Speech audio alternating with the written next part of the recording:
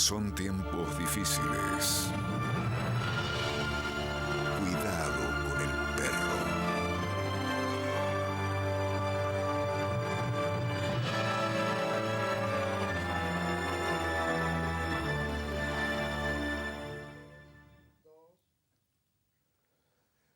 Raro perro verde, Daniel Fermani.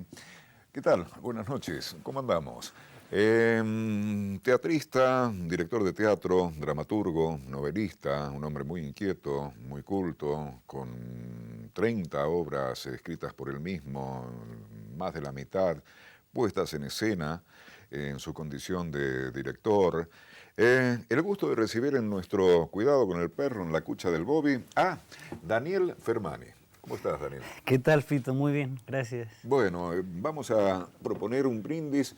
Nos quedó larga la mesa para una buena charla. Salud. Salud, hermano. Daniel, hice que preguntarte en el arranque, ¿qué formación académica tenés? Bueno, yo originariamente estudié en la Facultad de Filosofía y Letras, egresé como profesor y licenciado en Letras. En aquellos tiempos las carreras eran bastante largas, yo estudié durante la época de la dictadura, entonces no teníamos materias opcionales, teníamos que hacer todas las materias. Entonces mi título era profesor de enseñanza media y superior en letras españolas, argentinas, latinoamericanas, latín y griego. O sea que cuando te preguntaban por ahí haciendo algún trámite, estabas media hora para contestar. Estaba como si tuviera 4 apellidos. Después, de todas maneras, por mi cuenta, yo seguí profundizando mi interés, que era el teatro y la historia del arte, por supuesto, que es a lo que me he dedicado toda la vida. ¿Y cuándo empezó tu interés por el teatro en forma más particular? Bueno, mira, el origen está prácticamente en la infancia, cuando yo fui a ver una obra que representaba a Rafael Rodríguez en Mendoza. Yo era bastante chico. Todavía en el Teatro Independencia hacía una bellísima adaptación del Principito. Ay, a ver si estábamos, ¿en qué fila estabas? Eso no me lo puedo recordar para nada. Pero yo estaba ahí, mirá cómo es la vida. Sí, eso a mí fue una fulguración, ¿no? Una revelación, ir al teatro y ver una obra de teatro ya transformó totalmente mi prepubertad, y de ahí en más yo me acuerdo que en mi casa compraban el diario todos los días y yo todos los días buscaba en las gacetillas a ver si daban obras de teatro. No podía ir solo al teatro todavía, tenía que pedir que me acompañaran. Pero bueno, siempre seguí cuál era la cartelera, quiénes eran los actores, me informaba. En aquel tiempo estaba Ana María Yunta, por ejemplo, bueno, Raúl Amitrano, gente que después se fue yendo a otras partes, bueno, algunos ya no están, por suerte el maestro Rafael Rodríguez sigue estando con nosotros, y hacía cosas maravillosas. Y de ahí en más siempre tuve ese interés, incluso ya de chico empecé a escribir obras de teatro. Por suerte todo eso se ha perdido, pero fue cuando iba a la escuela secundaria, en el Universitario Central, que yo era un niño con bastantes, un niño puber, ¿no? Casi adolescente, pero con bastantes problemas de sociabilización y de timidez. Había hecho toda la escuela primaria en un semi-internado, que era en aquel tiempo el Colegio San Buenaventura, que era un colegio de curas, nada más que para varones. Así que eso no había ayudado mucho a mi desarrollo social. Pero fue en el Universitario Central que me enteré de que había chicos que hacían teatro, que había un grupo de teatro y se juntaban en el taller de arte, le llamábamos en ese momento, y hacían, no sabía yo lo que hacían, pero lo que hicieran seguramente me interesaba mucho más que las clases de matemática, física, química y todas esas cosas que no entendía nada. Así que yo me escapaba de las clases y me iba y me escondía entre los bancos a mirar a la maestra de teatro, que era Elsa Cortopassi, y a estos chicos que ya eran chicos mucho más grandes, porque eran chicos de 5º, 6º año. Y bueno, me ganaba varios ceros, en ese tiempo se ponía 0 en la libreta, me ganaba varios ceros cuando los profesores se daban cuenta de que yo me había escapado y estaban quién sabe dónde. Pero en realidad estaba ahí, estaba en el colegio mirando los ensayos de teatro. Hasta que un día de tanto verme ahí medio escondido entre los bancos, Elsa Cortopassi y dijo, este chico que está siempre ahí escondidito, a ver, venga, venga. Y me hizo participar en una obra que ellos ya estaban, ya faltaba poco para el estreno y me dio como un pequeñísimo papelito al final de la obra que yo entraba, decía 2 palabras. Y eso fue la inoculación del virus incurable del teatro. Ahora, la circularidad de Borges se me viene, las vueltas de la vida, o sea, tiene poesía lo que está diciendo, porque pasó el tiempo y has trabajado mucho dirigiéndola a esa maestra que estás contando. A esa maestra es un orgullo, un honor para mí, por supuesto, porque una persona de una integridad intachable y un profesionalismo que ya no se encuentra. En efecto, Elsa Cortopassi siempre dice, yo quiero ser, a mí me gusta ser actriz, no me gusta dirigir ni enseñar teatro, lo que me gusta es actuar. Entonces, y yo después con el tiempo fui desarrollando en cambio esta inclinación a dirigir. Me gusta mucho, me gusta escribir las obras y dirigir, poner obras de teatro. Entonces nos hemos encontrado, ¿no? Sí, 30 obras escritas por vos. Sí, deben ser unas 30 o alguna más por ahí. ¿Y qué temas has transitado? ¿Algunas obsesiones? Todos los creadores tienen algunas obsesiones, Sí, ¿no? sí, sí, indefectiblemente, ¿no? Que son las que aparecen también en las novelas, en las poesías, que las preguntas sin respuesta que nos vamos a hacer siempre durante la vida, ¿no? Que, ¿cuál es el sentido de la existencia? ¿Cómo podemos afrontar la muerte? La muerte en todos los aspectos, la muerte de los seres queridos, la idea de la muerte. Y bueno, para eso uno no encuentra respuestas, como te digo, pero sí me han ayudado muchísimo los mitos griegos y la historia clásica. Por eso muchas obras están inspiradas en personajes de la mitología griega o de las tragedias griegas, ¿no? Han sido como reelaboraciones de historias de las tragedias griegas. Sí, por ejemplo. Bueno, por ejemplo, esta última que estamos haciendo con Elsa Cortopassi, que se llama Yocasta es una señora irascible. Asusta un poco, ¿no? Sí, Ya el sí. título es un... Y Yocasta viene desde allá lejos, desde hace tiempo, ¿no? Yocasta desde muy lejos, porque Yocasta es la madre y esposa de Edipo. Y a mí me interesó mucho, me interesan por lo general los personajes femeninos son vastamente más interesantes porque han tenido menos voz a lo largo de la historia y de la historia del arte. Y Yocasta me interesó mucho porque no habla nunca, prácticamente en las tragedias dirá 1 o 2 palabras, habla poquísimo. Me gustaba mucho la Yocasta que apareció en la película de Pasolini, del Edipo Rey de Pasolini, interpretada por Silvana Mangano, que era excepcional. Ni hablar. Ni hablar. Y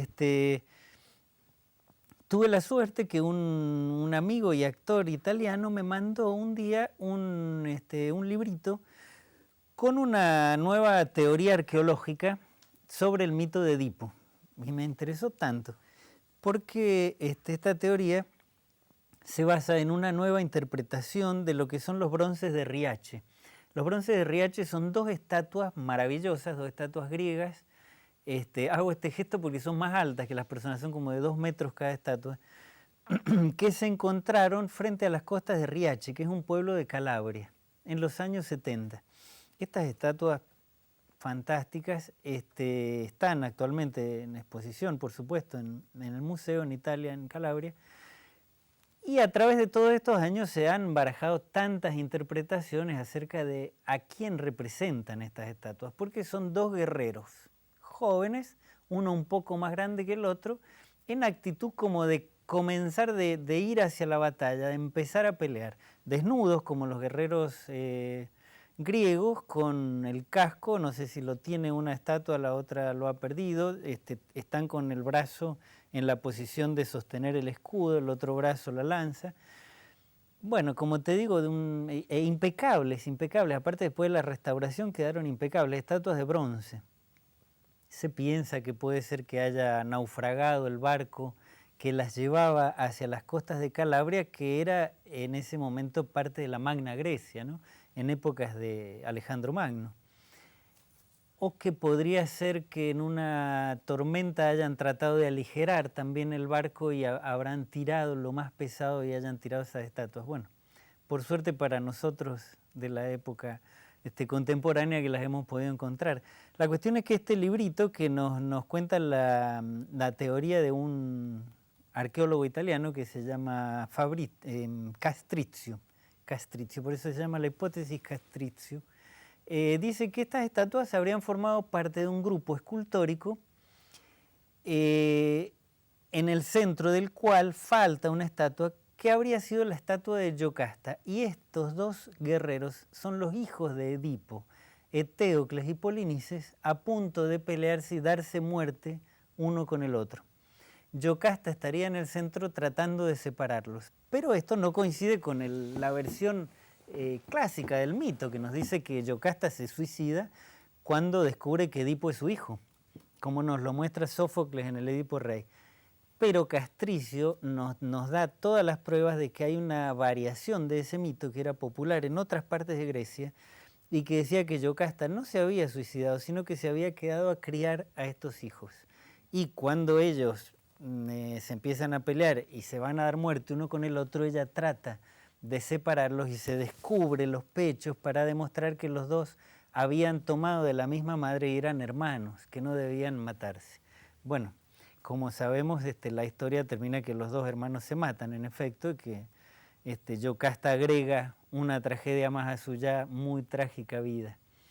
Leyendo yo esta nueva teoría me interesó tanto la historia de Yocasta que no tiene voz en ninguna parte, en ninguna historia, en ninguna epopeya Yocasta habla, y por eso me propuse hacer una obra en la cual Yocasta hablara y dijera ella qué sentía. Y así salió. Yocasta es una señora irascible porque en efecto está muy enojada Yocasta. ¿Y qué dice así gruesamente? Y bueno, ella en esta obra ella habla con uno de los hijos, que es Eteocles, que está a punto de salir a la guerra a enfrentar a su hermano. Y ella habla de la guerra, pero habla también de lo que es la guerra de una mujer que nunca ha podido elegir, que siempre ha sido elegida. No, ella la hicieron casar con su primer marido Layo, su primer marido decide matar a su primogénito, que es Edipo, porque el oráculo había dicho que el hijo lo iba a matar, ¿no es cierto? Después es ofrecida como premio al que derrote a la Esfinge, y va a ser Edipo, sin que ella sepa que es su hijo, ni él sepa que es su madre. Y después los hijos se van a matar entre ellos, y después Antígona, una de las dos hijas mujeres, va a ser condenada a muerte por haber dado sepultura a uno de los hermanos, que está prohibido por el rey Creonte.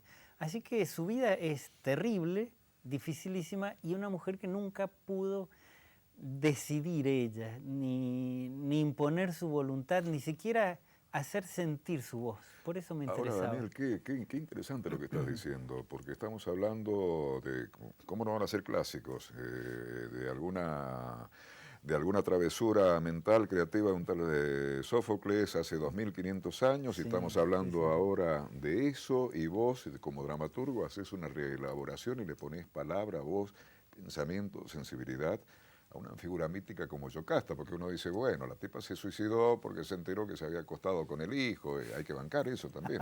Hay que bancarlo, sí, pero justamente lo que hay detrás de los mitos griegos y detrás de la tragedia, después que es la forma dramatúrgica del mito, es el inconsciente humano con todas sus pulsiones, sus angustias, sus secretos, sus misterios, tal cual como seguimos estudiándolo y viviéndolo hoy en día, porque Freud no inventa el inconsciente, lo descubre, y Freud se basa justamente en estos mitos y tragedias griegas para elaborar también sus teorías y poder describirlas de alguna manera. En la antigüedad no se podía hablar de psicoanálisis, pero se describían estas pulsiones humanas básicas y que son comunes a toda la humanidad a través de los mitos. Y los griegos tuvieron la genialidad de escribirlos después en obras de teatro. Sí. Serías un buen docente vos. Pregunta con trampa. Casualmente me gano la vida dando clases, muchas clases. ¿Cómo es esta historia de que te las picás los domingos a La Rioja? Los domingos hago una excursión, me voy a La Rioja, doy clases allí en la Universidad Nacional de La Rioja, estoy en la carrera de arte escénico y allí enseño, bueno, historia de la cultura, estoy en análisis histórico crítico del teatro argentino y latinoamericano y también actuación 4. Y ahora estoy por dar justamente un taller sobre tragedia griega y bueno, después vuelvo a Mendoza y sigo trabajando en Mendoza, lógicamente, que es donde está mi casa. Bueno, todo este nivel es obvio lo que voy a preguntarte, intuyo. Tu formación académica, tu nivel cultural, ciertamente, te ha servido para la dramaturgia, para encontrar caminos de ingenio, de texto, de poesía. Indudablemente, Fito, no es, la cultura no es papel picado y la cultura es una responsabilidad de cada uno de nosotros, porque lo que puede hacer la familia y lo que puede hacer el Estado, diciendo, bueno, tiene que ir a la escuela o tiene que obligatoriamente tiene que tener instrucción básica y super y media, el chico es solamente una herramienta para que uno después como ser humano y ciudadano desarrolle su construcción cultural. Y fíjate que paradójicamente, y eso yo siempre se los digo a los chicos, los libros son caros, pero los libros clásicos son más baratos que una cerveza. Y se ríen siempre que pongo este ejemplo porque les digo, chicos, vayan a comprarse las tragedias griegas este fin de semana, renuncien a una cerveza artesanal o a 2 cervezas más económicas y se compran una tragedia griega, porque paradójicamente son libros muy económicos. ¿Y cuál es la causa de que no leamos esas obras y que no indaguemos ese mundo y que no construyamos nuestra cultura? Bueno, la causa, evidentemente, claro, este sistema social totalmente materialista, ¿no? Nos lleva hacia la superficialización, hacia al fast food cultural que vemos permanentemente. Sí, comida rápida. Comida Tengo que rápida, cortarte, claro. nos pasamos como No, 2 minutos, pero uy. yo, Mabel, Andrés, Alicia, está como para hacer un bloque entero de 45 minutos y chao, ortodoxias televisivas. Ya volvemos.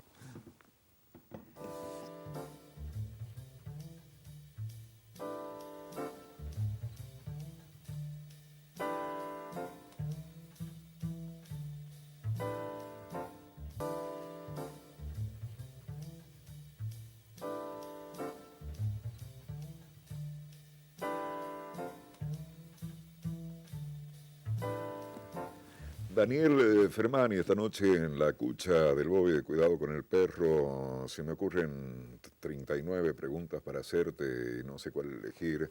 Te escuchaba con atención este asunto de la construcción cultural personal después de la formación sistemática que nos da la escuela y después el Estado, la vida nos deja solos y ya depende de nosotros.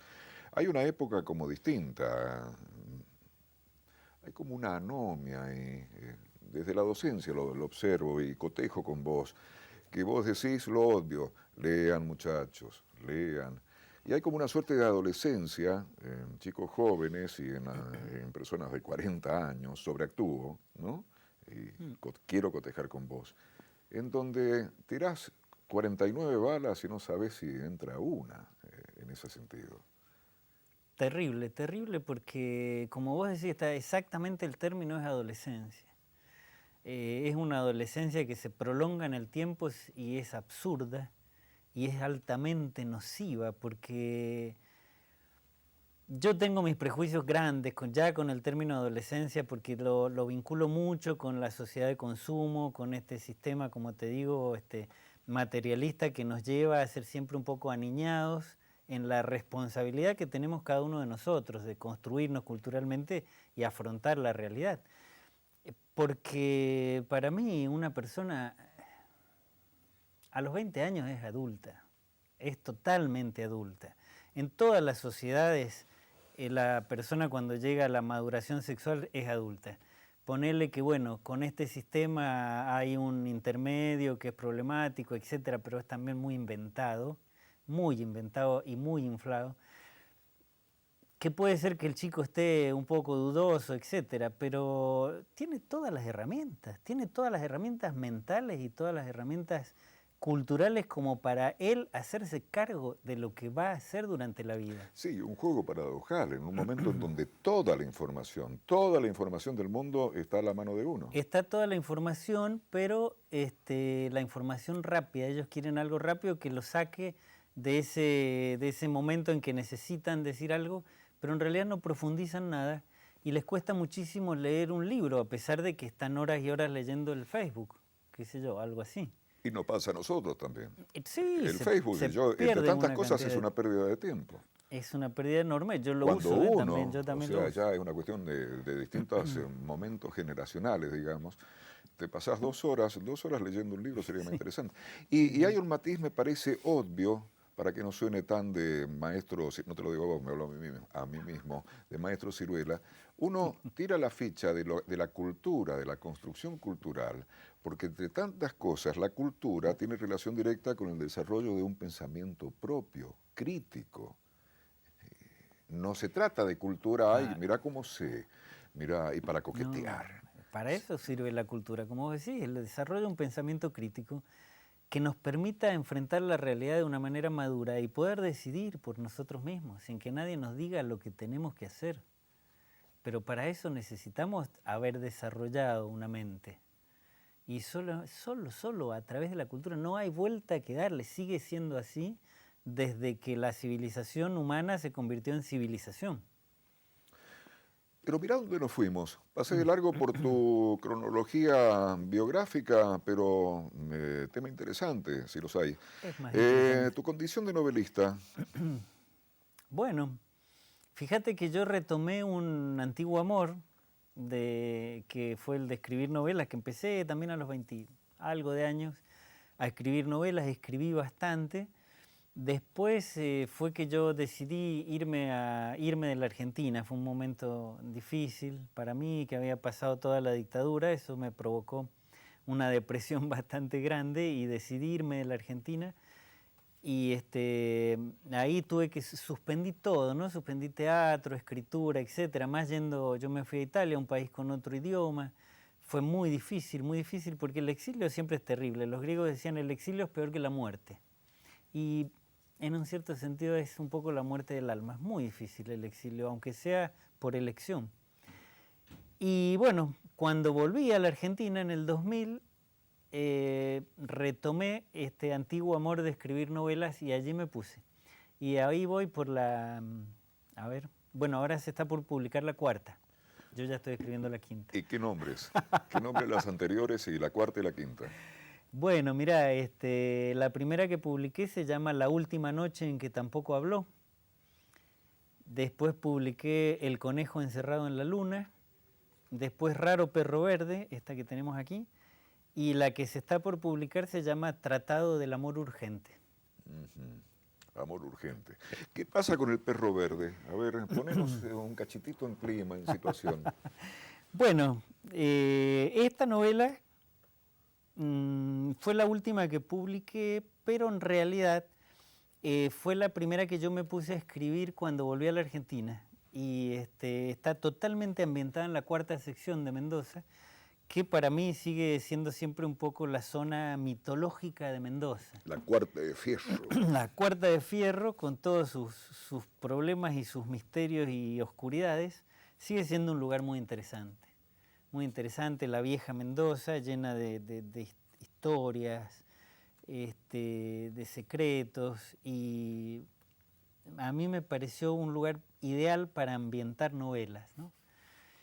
Así fue que me imaginé la historia de un personaje que le dicen Perro Verde, que es un personaje, no dice su descripción, pero imaginamos que es bastante joven, un hombre bastante joven y que vive vendiendo droga al por menor. Sería un dealer, dirían los muchachos. Un dealer. Vende un poco un dealer, vende un poquito de droga y con eso se va manteniendo.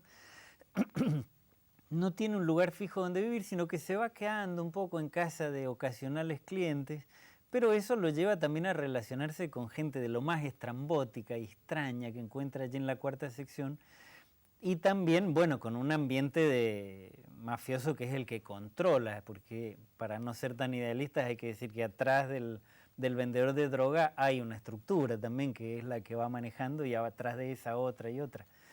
Yo me quedé en la que estaba más o menos en la cuarta sección. Y, y así es que él, bueno, tiene algunos encargos, por ejemplo, viaja a San Rafael, viaja a al norte, a La Rioja. Fíjate vos qué casualidad, yo todavía no sabía que iba a ser yo el que iba a viajar a La Rioja. Me iba a convertir en el perro verde. La ficción se adelantó a la realidad, claro. Sin llevar ninguna droga, ¿eh? Y viaja también a Chile, y bueno, todas las cosas que le van pasando. Y él va intentando, porque la novela también es un experimento literario, en el sentido de que yo traté de que no hubiera ninguna referencia temporal en la novela. Entonces, en toda esta novela no hay absolutamente ningún adverbio de tiempo, lo cual es dificilísimo de construir. Y no hay ninguna referencia al tiempo en cuanto día, noche, almuerzo, cena, se acostó a dormir, se despertó, etc. Todo sucede como en un continuum que no termina nunca, pero que un poco es también la índole del protagonista, porque él no quiere aferrarse a nada. Él no quiere detenerse en nada, porque en el momento en que se detenga va a pasar algo, o sea, se concretiza el mundo a tu alrededor y te cobra las cuentas como cobra, ¿no? La vida se basa en el tiempo. El perro verde trata de escapar de eso y entonces yo, para lograr ese efecto, escribí de esa manera. Me costó un triunfo, verdaderamente un trabajo muy, muy grande. Ilustranos un poquito, a ver. Bueno, les voy a leer un pedacito nada más, ¿no es cierto? Que a ver si marqué bien, ¿no? Ah, bueno, en esta parte él está sentado en la plaza del área fundacional y está sentado mirando una casa que hay frente de la plaza del área fundacional, que es una casa que a mí me gusta mucho y yo siempre he ubicado ya 2 novelas, he usado esa casa. Y en la casa hay una planta de jazmín y él se preocupa porque esa casa en realidad está usada por los narcos para hacer negocios, pero él se preocupa porque en el fondo de la casa hay una planta de jazmín y le preocupa que nadie la riegue. Entonces a veces se queda pensando si alguien la habrá regado. Dice, se levantó de su atalaya pensando que la planta de jazmín estaría cuidada y se unió a un grupo de turistas que procedía del museo que se encontraba en el lado este de la plaza y se encaminaba con paso liviano y descuidado a los subterráneos bajo la fuente. Entró con ellos por la galería que se abría debajo de la misma fuente. Respiró el aire penumbroso y húmedo y siguió con atención las explicaciones de la guía, una muchacha muy joven que dijo llamarse Noelia. Los subterráneos lo hicieron sentirse vagamente seguro, acogido en un túnel húmedo donde no había calles, ni casas, ni conjuras. Llegaron a las fuentes primitivas, que habían sido construidas una sobre la otra, y él pensó en esa manía del hombre de superponer su propia historia a la historia anterior, sobre el mismo lugar, aplastando como si no supiera que iba a ser aplastado también. Pensó que la tierra crecía, que todas esas cosas se hallaban a metros por debajo del suelo al que le habían agregado capa tras capa, estratos de polvo y piedras que aumentaban irremediablemente la cintura del planeta, un planeta que acabaría ocupando todo el espacio, desplazando a la luna, empujando al sol. Con estos pensamientos regresó a la superficie, acompañado por el grupo de turistas que caminaban livianamente, como una reina abeja acompañada por su enjambre de obreras. Decidió que tenía deseos de tomar cerveza y dirigió sus pasos al norte, rumbo al bar del boxeador. Pensaba en las fuentes enterradas y en todas las cosas subterráneas. Llegó a la esquina del restaurante de los 2 amigos, de donde escapaba la voz de un tango. Entró. Sobre el angular escenario, una mujer de cabello ondulado y cara oval cantaba tangos arrabaleros. La mujer interpretaba Garúa y un hombre joven, moreno, Tocado con una inmensa cabellera que le caía en parte sobre los ojos, la acompañaba con el bandoneón. Se sentó a una mesita junto a la columna cuadrada vestida con la bandera argentina y pidió vino tinto. Le pareció más adecuado que la cerveza para acompañar el tango. La mujer arrastraba la voz por los pedregales de los suburbios en que la canción lloraba una fina llovizna melancólica. El vino también era áspero, y cada trago arañaba su garganta como un manotazo de ripio encadenado. La mujer terminó su interpretación, inclinó la cabeza ruluda sobre el pecho. El bandoneonista se puso de pie y ambos recibieron la somnolienta cachetada de un aplauso.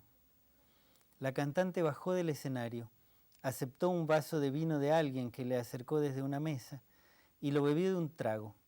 Se acomodó el cabello como quien acomoda una carga inevitable pero amada, con cuidado y una clase de irritación contenida, y el cabello regresó a su posición natural del mismo modo que una oleada de limaduras imantadas regresa al metal que le da sentido y la define.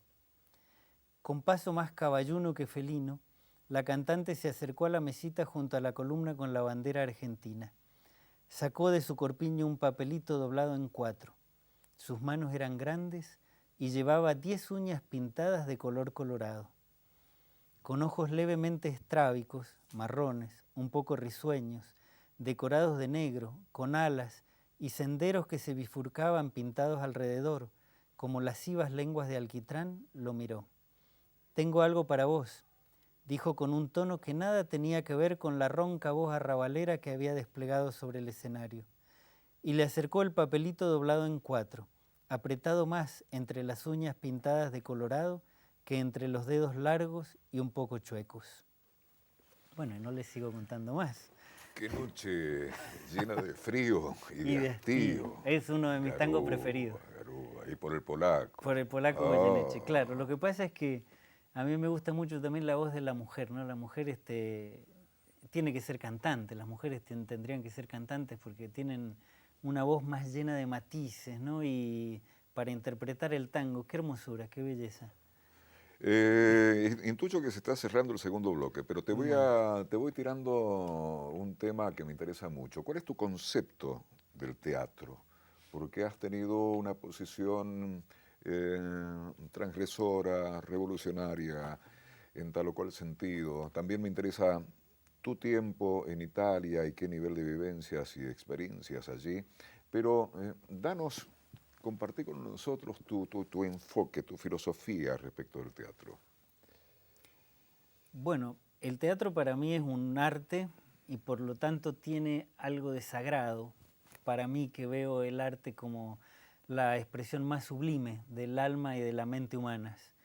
Por lo tanto, el teatro nos transforma, es algo que transforma permanentemente y totalmente a la persona que lo hace y a la persona que lo recibe. Y por ende el teatro debe ser afrontado con muchísimo respeto y con muchísimo profesionalismo. Y creo que es actualmente la expresión artística más importante que podemos encontrar en la sociedad humana, porque en esta sociedad que está reemplazando permanentemente toda comunicación humana por una comunicación tecnológica, y que tecnológico no es humano necesariamente, el teatro sigue exigiendo la presencia de una persona en carne y hueso ante otra persona en carne y hueso en un aquí y en una ahora. Eso es eterno, es esencial del teatro y va a seguir siendo así. Por eso el teatro no solo no muere, sino que va a seguir siempre vivo, pero también tiene que hacer las cuentas con la posmodernidad, diríamos que es la época en que estamos viviendo actualmente, ¿no? Claro, negociemos posmodernidad. A ver, tomemos un café y busquemos un punto justo. Busquemos un punto justo. No es para nada fácil definir eso. Ese fue tu punto de vista genérico, filosófico, pero tu enfoque respecto de lo estético, de la impronta, de tu condición de director, ¿cómo ves vos? O ¿cuál es tu teatro? Bueno, mi teatro es el producto de un gran trabajo, de un grandísimo trabajo, primero de investigación, después de creación del texto y después de todo lo que significa la elaboración de lo que se va a convertir en un espectáculo. Ese trabajo, como te comentaba antes, fuera de escena, es un trabajo que lleva mucho tiempo. Por eso nosotros para presentar una obra trabajamos un año y medio, a veces más, para preparar una obra, porque lo hacemos con grandísima minuciosidad. Me parece que el arte requiere eso para hacer un producto de buena calidad, porque el arte está destinado a abrir las mentes, entreteniendo sí, pero a abrir las mentes. Y si queremos abrir las mentes, lo tenemos que hacer con un producto de gran calidad. Por eso yo hago un teatro que es de investigación, de experimentación. Buscamos nuevas formas de expresión a través del cuerpo del actor, porque también nos lo está pidiendo el siglo XXI, porque eso es necesario. ¿Cómo dirías vos una pausa para retomar lo que estás diciendo en el próximo bloque? Pausa. Yo diría vamos a una pausa, como se dice habitualmente. Ya lo dijo él, Daniel Fermani. Y salud.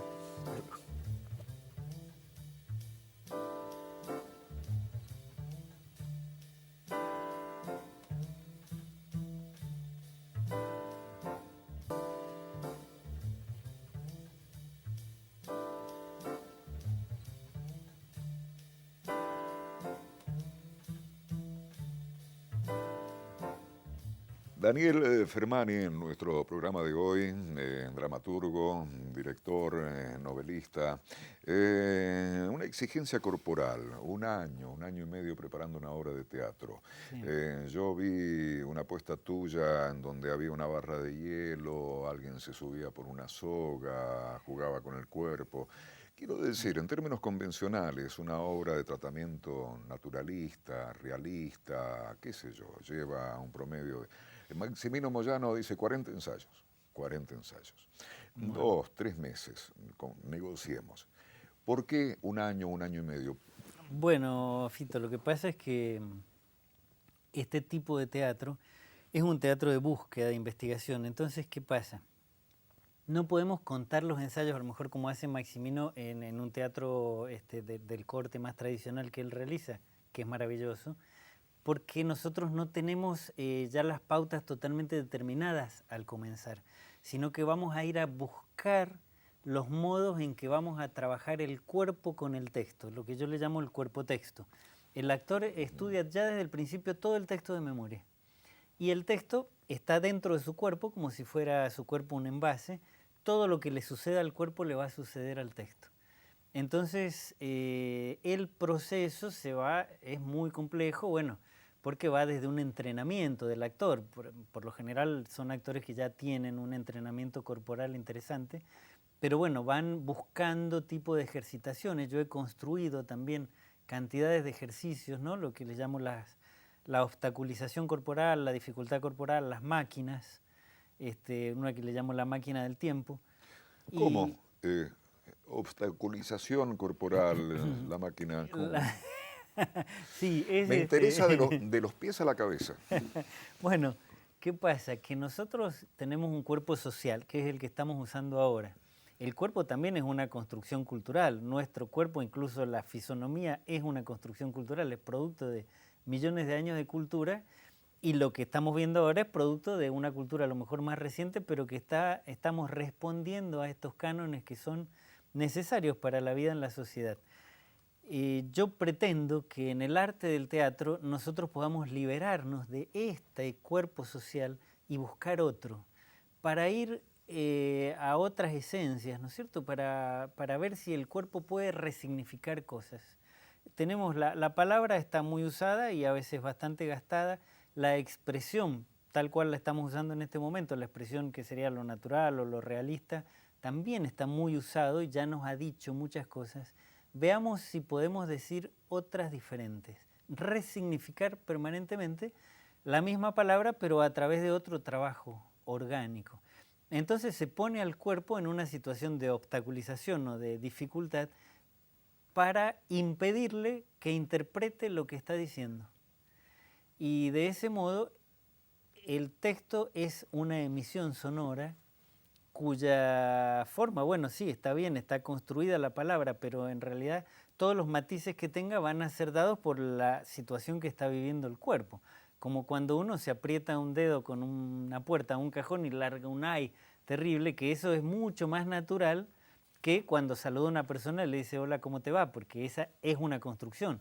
En cambio, lo espontáneo sería como los niños que se caen y empiezan a gritar y a llorar. Nosotros adultos sabemos que no, que es vergonzoso, que no lo tenemos que hacer y nos vamos reprimiendo porque socialmente no se ve bien. Entonces, para recuperar esa espontaneidad y buscar incluso otros caminos es que trabajo de ese modo. Sí. Y tu poética, ¿qué querés decir? Mira, yo también como escritor de poesía soy muy lírico y me Y tu interesa poética, muchísimo. discúlpame, tu poética en el teatro también. En el teatro, claro, pero no, justamente por eso te decía, como a mí yo trabajo también con la palabra y trato de ser un orfebre de la palabra en el sentido de valorizarla, revalorizarla, volver a iluminarla para que pueda destellar en su belleza. Igualmente hago en el teatro, ¿no? Trato de que cada gesto, que cada palabra, que cada movimiento esté lleno de belleza y esa belleza libere significados que van a ir al espectador y le van a brindar la posibilidad de interpretar muchas cosas y de hacer también su propio montaje en su cabeza, pero a través de una belleza muy grande, porque vivimos en un mundo lleno de vulgaridad. Y a mí, te lo voy a decir sinceramente, me tiene cansado la vulgaridad. Me tiene cansado que para todo haya que usar un lenguaje vulgar, una gesticulación vulgar, un modo de expresión vulgar. Me tiene muy cansado porque Muy calentito. me tiene bastante calentito porque lo vemos en los medios de comunicación. Hablan así, las personas que tienen que hablar por televisión justamente hablan de ese modo en la radio, por ahí los encontramos en todas partes. Entonces no pretendamos que los jóvenes hablen de una manera un poco más delicada, más sofisticada. Claro. ¿No es cierto? Si ya estamos viendo gente que tiene investiduras de distinto tipo, hablar de una manera vulgar, ¿cómo vamos a pretender que el joven se dirija hacia la cultura? La cultura no es ser delicado, pero la cultura es conocer que nuestra lengua y todo nuestro acervo cultural como argentinos también y como seres humanos pertenecientes al mundo, está lleno de posibilidades y que esas posibilidades son posibilidades creativas. Y al ser posibilidades creativas, abren el pensamiento. Mientras que si nos encasillamos solamente en esa vulgaridad chabacana, no llegamos a ninguna parte, porque ese es un camino cerrado, ¿no es cierto? ¿Y por qué también lo que estamos escuchando en la calle lo tenemos que escuchar arriba de un escenario? Lo tenemos que leer en un libro, lo tenemos que escuchar por la radio y ver por televisión. ¿Por qué? ¿Por qué? Si se puede tratar de embellecer. Y no es algo banal, porque por ahí vos podrías decir, bueno, pero es una cosa artificiosa, o decir, tratar de restituir la belleza a la fuerza. No, no es a la fuerza, la belleza existe. ¿Por qué no la volvemos a descubrir? Sí, no sé si es caprichoso, pero se me vino, ¿sabes quién? William Shakespeare. Hace 400 y pico de años, el tipo era popular. Era Y el popular. teatro que escribió, y la belleza, y la poesía, y el nivel de profundidad de Pero pensamiento. imagínate que las obras de Shakespeare, representadas a fines del 1500 y principios del 1600,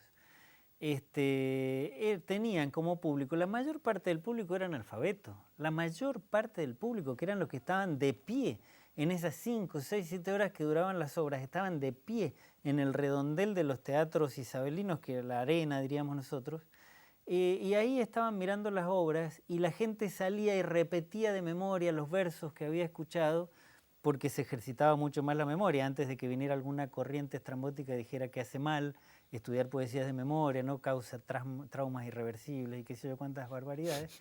Claro. Entonces, las obras de Shakespeare son absolutamente populares.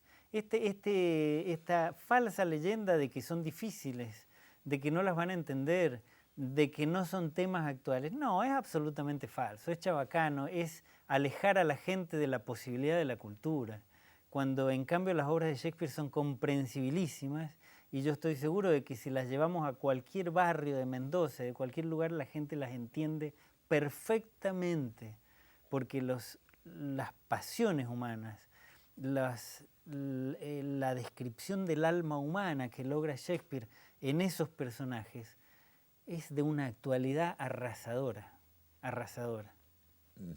No hay ninguna razón por la cual no hacer Shakespeare. Sí, intuyo que puede sentirse interesado a alguien del otro lado de la pantalla para tener un ejemplo ahí en las tablas de lo que hablabas de tu teatro. Yocasta, bueno, está siempre en cartelera dependiendo de algún espacio físico. Claro, sí, viste, bueno, vamos a los teatros independientes. Por suerte nos ha abierto las puertas Lita Tancredi, que tiene un teatro hermosísimo en la calle Montecaseros, y vamos, por lo general la hacemos allí, algunas otras veces en la nave cultural, bueno, donde vamos encontrando fechas, lo vamos haciendo. Desgraciadamente vos sabés que en Mendoza en una época se cerraron bastantes salas independientes, después se abrieron en el Parque Central, tenemos, bueno, la nave cultural, y no sé ahora cómo está funcionando el Le Parc, donde hay 5 salas, es muy importante. Entonces los teatristas independientes somos independientes, pero dependemos de esos espacios para ir a mostrar nuestro trabajo. Lugar común, se me vienen 400 preguntas, pero hay un tiempo televisivo que debemos respetar. Lamentablemente, ¿cuál es tu visión del arte mendocino, de lo que se hace en Mendoza, de lo que se podría hacer? Mira, en Mendoza la actividad artística es impresionante, pero te diría que no solo en Mendoza, en toda la Argentina. Siempre estamos viendo, está bien, vivimos en permanentes crisis y nos estamos quejando de todo y tenemos toda la razón porque las cosas andan mal, pero eso no quita de que haya tantos jóvenes que estudian arte. Y eso ya te está dando la idea de que son jóvenes que en un cierto modo escapan al sistema consumista, materialista, porque saben que el arte no los va a volver multimillonarios, pero sí les va a dar una vida maravillosa diferente. Y en Mendoza se hace mucho arte, a veces la calidad cae, pero como en todas partes, ¿no es cierto? Porque bueno, hay necesidades comerciales o hay gustos muy comerciales y no está mal que se hagan también cosas que son de puro entretenimiento, y que por supuesto tienen un éxito comercial que las hace perdurar más en el tiempo.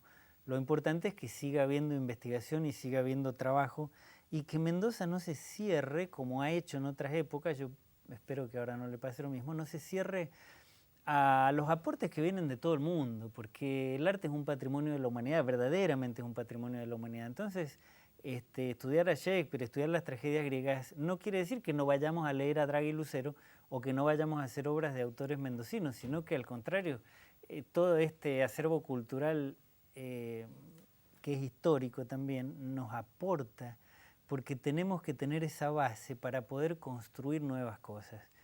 Si uno es escritor de teatro y puede sonar mal, pero si no ha leído algunas cosas, si no ha leído las tragedias griegas, si no ha leído bien Shakespeare, si no conoce bien el absurdo, va a descubrir una pólvora que ya ha sido descubierta.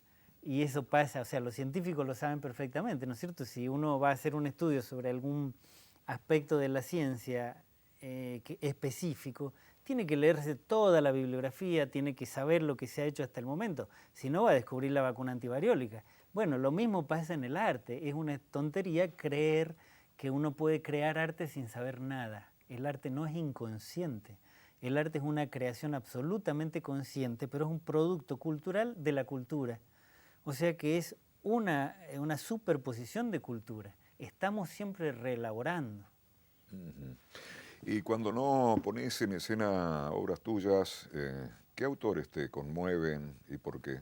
Y mira, bueno, yo como te digo soy muy amante de Shakespeare y lo leo y lo releo, me gusta muchísimo porque ha sido como, para mí, bueno, es mi amigo, ¿no? Como un maestro. También las tragedias griegas, pero también me gustan autores muchísimo más modernos. El teatro del absurdo para mí es muy importante como quiebre en el siglo XX para entender lo que nos va a venir después con la posmodernidad, ¿no es cierto? Estamos también, digo estamos porque tenemos un grupo de chicos que yo trabajo también en la Universidad de Congreso, un grupo que se llama La Peste, y hemos pasado un año estudiando, por ejemplo, la dramaturgia de Heiner Müller, que es un dramaturgo contemporáneo, discípulo de Bertolt Brecht, que murió a fines del siglo XX, pero abrió las puertas a lo que va a ser la dramaturgia de la posmodernidad. Importantísimo. Ahora, vos lees a Müller y te das cuenta que para entenderlo tenés que haber leído a Shakespeare y tenés que haber leído las tragedias griegas y el absurdo y etcétera, porque son los escalones que nos van llevando. Y a Brecht. Y a Brecht, claro, pero bueno, ¿y el ¿por qué no teatro, leerlo? el teatro argentino, cómo viene evolucionando de hace 10 años a esta parte? Pregunta caprichosa. Mira, nosotros en la Argentina desgraciadamente tenemos una mala suerte endémica y creo que es inapelable, que no tiene solución, que se llama Buenos Aires. Yo como artista y estudioso y docente siempre he tenido la convicción y sigo teniéndola cada vez más de que Buenos Aires es el gran cáncer de la Argentina culturalmente, no digo económicamente, por eso lo sabemos de sobra y políticamente también, pero culturalmente es una catástrofe porque nos llega de Buenos Aires por lo general una luz de basura que se consume en las provincias con el cartel de que como viene de Buenos Aires, etcétera, y llegan muy pocas cosas de calidad. Entonces, eso en el teatro comercial. En lo que es producción artística, especialmente en lo teatral, que es lo que estoy yo, las modas que surgen en Buenos Aires son seguidas por algunos provincianos como nosotros, creyendo que eso es la Biblia del que tiene que leer la Argentina en ese momento. Entonces, por ejemplo, hace poco tiempo, pero todavía hay alguno que sigue esa línea, se pone de moda el hiperrealismo, que es repugnante. El hiperrealismo es una cosa que ha estado de moda escalonadamente a través del tiempo, la última vez debe haber sido por los años 70, reaparece últimamente en Buenos Aires y, por supuesto, hay gente que en las provincias dice, no, pero esto es lo que está escribiendo tal grupo en Buenos Aires, tenemos nosotros que ir a este tipo de teatro. Cuando en las provincias, en cambio, hay fermento y hay material para hacer cosas maravillosas, muy propias, muy auténticas y que se hacen, y son muchísimo mejores y no tenemos absolutamente por qué abrirle la ventana ni mucho menos la puerta a Buenos Aires en eso. Este es un truco televisivo como para... Como para decir que me tengo que ir. No, como para cerrar el programa, pero queda tiempo. Pero ha crecido el público y hago una acotación, pero vos no te metas porque si no nos pasamos... Esto no lo está escuchando el telespectador, es un arreglo entre nosotros. Toc Toc, Teatro Plaza. Al palo, hasta allá arriba, que no sé cómo puede ver a alguien, suena como que está descalificando a seres humanos mendocinos que tienen derecho a ir a ver teatro. Yo recuerdo que salí recontra caliente de esa función, porque la apuesta era milimétrica, los actores eran maravillosos. Ahora, el texto era basura pura. Y vos ves que estaban comprando eso con entradas muy caras y bla, bla, bla. Daniel, ha sido un recontra gusto recibirte.